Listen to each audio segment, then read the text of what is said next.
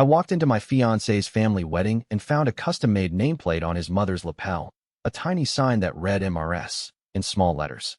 My fiancé, Alex, and I just tied the knot in a beautiful ceremony at the picturesque vineyard just outside our hometown. The reception was being held at the same vineyard, surrounded by our closest friends and family who were all sipping champagne and eating canapés. The view was breathtaking, with the sun shining down on us as we exchanged our vows. A perfect day, until our mother-in-law, Margaret, started to make things awkward.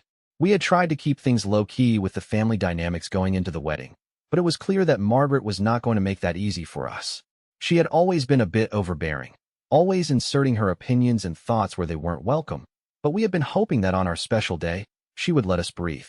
As we were getting ready to head out to dinner, Margaret came up to me with a plate in her hands and started lecturing my friends and me about not eating enough to hold us over for the rest of the night. I tried to brush it off, change the subject, but she just wouldn't stop, saying, "You girls need to make sure you're eating something substantial. You don't want to be fainting during the speeches." I was getting frustrated and finally, I had had enough, telling her, "Margaret, honey, can you please just relax? We're getting food, it's going to be fine." Alex's mom took a deep breath and smiled back, but I could tell she was seething.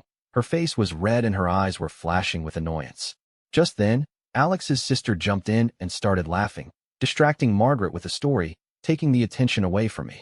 But then I noticed something that made my heart sink. A small gold nameplate on Margaret's lapel, a tiny embrace, in small letters, her way of signaling her disapproval of our wedding, of our choices. I looked up at Alex, unsure of what to make of it, my mind racing with questions and doubts, and he just smiled, saying, "I think, Mom,